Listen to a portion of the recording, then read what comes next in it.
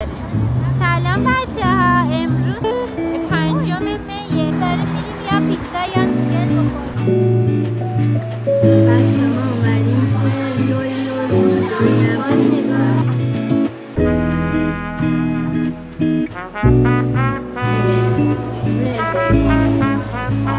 بچه ها پیتزامون رسید، چیز خوشمزه.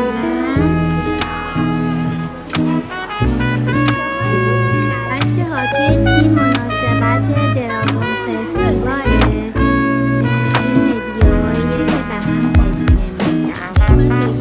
قیمتش هم خیلی ناقابل نیست.